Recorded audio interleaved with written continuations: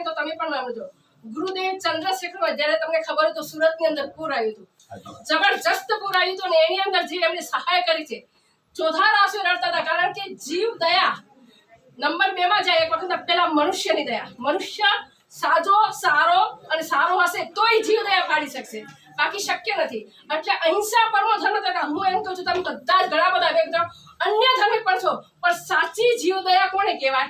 સૌથી પ્રથમ આપણા પોતાના આત્માથી શરૂ કરવાની છે. તમે લોકો જો અત્યાર સુધી નોનવેજ વગેરે કાંઈ પણ વાપરતા હોય, ખાલી જસ્ટ એનું નોર્મલ કહું છું, તમે મગજમાં નહીં લેતા, કારણ કે આ વસ્તુ એવી છે જે આપણે જે જીવોની અહિંસા પાડવી છે, તો સૌથી પ્રથમ આપણે પોતાના આત્માથી અહિંસા પાડવાની છે. એ અહિંસા જ્યાં સુધી પોતે આત્મસાત ન કરે ને ત્યાં સુધી આપણે જીવોની દયા કરે છે. સરસ છે, બહુ સરસ છે, લાગણી છે, પ્રેમ છે, તો આ બની શકે છે. એવું એના વગર નથી બની શકતું. પરંતુ ખરી દયા ક્યાંથી? સૌથી પ્રથમ આપણા આત્મામાંથી શરૂ કરવી જોઈએ. કે આપણે કોઈ અન્ય અભક્ષ્ય વિકલ્પ ઘણું બધું આપણે વાપરતા હોઈએ છીએ. સૌથી પ્રથમ જેમાં વધારે જીવોની હિંસા થતી હોય એ વસ્તુ પહેલા આપણે ત્યાગ કરવાની.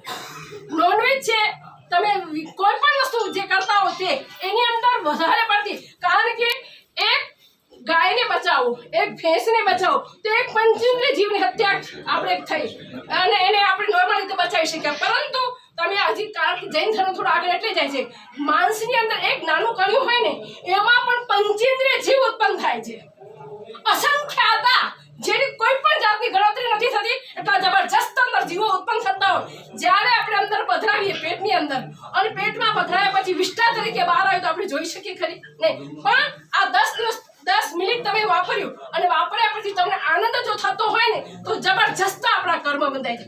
પાપથી તો ડર હોય ને, જેમ સાપથી ડર છે એના કરતા ભયંકર પાપનો ડર હોવો જોઈએ. અને આ દયા જો સાચા અર્થમાં આપણે ક્યારે પાડી શકીએ? જ્યારે આપણે પોતાના જીવનની અંદર નિર્દોષ એવા જીવોની પણ કતલ થઈને જે માંસ વગેરે થતા હોય એ પહેલા સૌથી ત્યાગ થાય તો વધારે સારું. સમજી ગયા તમે? જે વ્યક્તિએ તમને કરોડ રૂપિયાનું દાન આપ્યું છે, 1 કરોડ ને 8 લાખનું, અને હકીકતમાં તો આ દાન એ કોના દ્વારા છે? દુર્બુદ્ધિમાંથી સદબુદ્ધિ પ્રાપ્ત કોણ કરાવે? ભગવાન. બાકી શક્ય નથી. જે તમને સદબુદ્ધિ પ્રાપ્ત થઈ છે અને એના દ્વારા તમે અહિંસા ધર્મ પાળવાની ઈચ્છા થઈ, એમાં પણ પ્રભુએ તમારા ઉપર અનુગ્રહ કર્યો, તમે એને કરુણા કહેવાય. એક કરુણા કરી અને એના કારણે એના હૃદયની અંદર થયું ના, આ જીવોની મારે બચાવી લેવા છે, અને એને 1 કરોડ ને 8 લાખનું દાન આપ્યું. એ દાન પણ પ્રભુની કૃપાથી જ આપણું મન થયું. અને એ દાન પણ ખરેખર તમે જે પણ અત્યારે જીવો છે ને, જે પણ તમારા જીવનના સુખ સમાધિ જે પણ છે, એમાં પણ કોની કરુણા? હું તમને પૂછું છું બધાને, કોની કરુણા?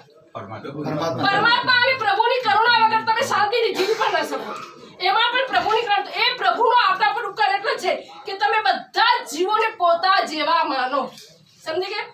જેવો મારો આત્મા છે એવો બીજો જીવ છે. એ જ્યાં સુધી હૃદયમાં બેસે નહીં ને તો સાચા અર્થમાં જે રીતના અહિંસા આપણે જે પાડવી છે એ પાડી શકશું નહીં. એટલે સૌથી પ્રથમ તમારા આત્માથી આ શરૂ થવું જોઈએ. મને આટલું પ્રોમિસ આપો. તમે જો વગેરે જે આ ખરાબ વગેરે વસ્તુ વાપરતા હો તો બને ત્યાં સુધી ધીમે ધીમે એનો ત્યાગ કરો. આટલું પ્રોમિસ આપશો? હું ચોથે માળે ચડતી નથી. ભાઈ મને બોલાવે તો મેં ના પાડી કીધું. 4 માળા ચડવાનું મને થોડું અઘરું લાગે છે, પણ તમારી અંદરના જે ભાવ હતા એ ભાવ ત્યાં ગયા પછી સ્ફુરાવાન થયા બેનવાદની. ના કે આપણે જવું જોઈએ, ભલે મંગલિક સમડાને આવીએ એટલે એ સારું સુકૃત કરી રહ્યા છે તો એનું અનુમોદન કરવા માટે આપણે પણ જઈએ. એટલે ખાસ અને તેમ અહિંસા ધર્મ એટલે અમને બહુ જ ગમે, કારણ કે અમારા પ્રભુ તો ત્યાં સુધી કહે છે બધા જીવોને તમારી સમાન માનો, કોઈને નીચ ન માનો, ચાહે પશુ હોય ચાહે માનવ હોય. માનવતા ધર્મને પણ આપણે ક્યારે માની શકીએ? આ બધા જીવોની અંદરમાં દયા બેઠેલી હોય તો. એટલે એ દયા આપણે આત્મસાત કરવા માટે આ કરવાનું કે પ્રભુએ આપ્યું છે. અમારો ગુરુદેવ ચંદ્રશેખરમાં જ બહુ જ કહેતા, એને જીવો પ્રત્યે એટલી બધી કરુણા હતી. એ ક્યાંય પણ નાનો પણ હોય ને ગરીબ માણસ તો એને સાંભળે કે આ વખતે ગરીબી છે, એ સવારમાં ખાય છે ને બપોરના શું નથી ખાતો, એ તો સાંભળે ને તો એને બપોરનું ખાવાનું પણ છૂટી જાય. ધડ ધડ ધડ આંખમાંથી આંસુ પડી જાય. બીજા જીવોને દુઃખને જઈને જેનો આત્મા હાલી જતો હોય એ સાચી અહિંસા પાડી શકે. અને તમે આ બધા આ રીતના પણ તમે કટિબદ્ધ બનજો. પરમાત્માને આગળ વિરુદ્ધ કાંઈ પણ બોલાયું હોય તો ઈચ્છાની દુકાન અને બરાબર છે. તમે બધા સમજ્યા ને? નોનવેજ વગેરે છૂટી જવી જોઈએ. એક નોનવેજની તમે ખબર છે, તમે 1 કલાક જાય ને કે તમારા ધર્મમાં મને ખબર નથી, પણ 1 કલાક જાય ને તો તદવર્ણીય અસંખ્યાતા જીવો અંદર ઉત્પન્ન થઈ જાય. તમે ખાઓ તો 10 મિનિટમાં કર્મ કેટલું બંધાઈ જાય. જો આપણો આત્મા પરલોક શ્રદ્ધાંજલિ આપી દેવાની. હા, આટલું ખાસ ખ્યાલમાં રાખજો. आज हमारी ऑफिस पे साधु जी भगवान पधार रहे और हम सबको एक छोटा सा संदेश दिया है कि हम सब तो पशुधन की रक्षा के लिए कार्य कर रहे हैं। समस्त महाजन लास्ट 25 साल से ये कार्य में जुटी हुई है। बहुत अच्छा. हमारे सब ट्रस्टीगण इधर रमेश भाई है, नूतन दीदी है, नरेश भाई है, अशोक भाई है, धर्मेश भाई, सब खड़े हैं। बराबर. हम सबको आज गुरु माँ को एक संकल्प देना है कि आज आपने जो ज्ञान दिया है और समस्त महाजन की ऐसी भव्य ऑफिस में आप सबका आगमन हुआ है। आज 1,08,00,000 रुपए का जो बोला जाएगा दिवाली के पर्व में पशुधन की रक्षा के लिए, घास चारा के लिए अनुदान जीव रक्षा का महा महोत्सव मनाया जा रहा है।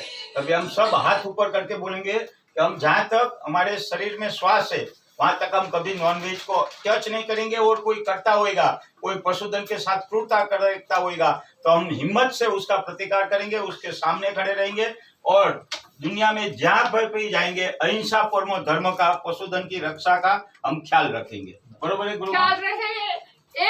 1 करोड़ 8 लाख, तो इसके बाजू में 1 करोड़ 8 लाख, इसके बाजू में कुछ तुच्छ है। तुम जो जीवों की रक्षा करता उससे सवाया दान तुम कर रहे हैं। 1 करोड़ 8 लाख इसके बारे में कुछ समझ में रखना। तो जितनी भी अहिंसा हृदय में हो सकती है इतनी पालो। तो तुम्हारा क्या है, तुम जब जिसको साता देते हैं, जब खुशी के लागणी और प्रेम देते हैं और तुमको मिलता है, बैलेंस तुम्हारा हो जाता है। તમે એક જીવને પ્રેમ આપો, ઈ પ્રેમ તમને મળે. જે આપો તે પામો. બરાબર છે ને? આ લક્ષ્ય છે ને, જે આપો તે પામો. આપણે આ લક્ષ્ય શાસનમાં રાખશું ને તો વધારે અહિંસા સંપૂર્ણતા આપણે પાળી શકશું. આ ખ્યાલમાં एक शब्द एक्चुअली मैं सभी गौशालाओं में रूबरू में जाके मैंने विजिट किया है। महाराष्ट्र की 1065 गौशाला में जितने भी यहाँ पे गौ भक्त खड़े हैं ना, रात को उनके घर में नहीं सोते हैं, क्योंकि वो लोग रोड पे खड़े रह के जो कत्ल खाना जो गाड़ी जाती है सब उनका खुद का जान जोखिम में डाल के वो पुलिस चौकी में जमा करके उनकी गाड़ी को सुरक्षित अपनी गौशाला में हर गौ माता को वो लोग रखते हैं। वो बहुत बड़ी चीज है। मतलब खास उनके लिए ताली बजाना बहुत जरूरी है। भगवान से हम तो उसको तुम जो बोला तो हमको भी अंदर से ये होता है कि प्राण की रक्षा करने, अपनी प्राण भी जान में रख के ये काम करते हो। खूब खूब खूब खूब तुम्हारा हम अनुमोदन करते हैं। भगवान तुमको ऐसा ये जन्म ऐसा दे कि तुम जल्दी सदगति पर और मोक्ष में चला जाओ। ये हमारी भावना है और तुम्हारी संपूर्णता हमारा आशीर्वाद है। और आशीर्वाद तुमको मिलेगा, मिल रहा है और भविष्य में पण मिलने वाला है। जब तक मोक्ष नहीं होगा तब तक मिलेगा, ये तुम ख्याल में रखना। गौ मात्र की जीव मात्र का नाथ भगवान की जय श्री राम, जय श्री राम। महाराज आता जे सांगितलं की 1,08,00,000 रुपये 1,08,00,000 रुपये देणारे त्यांना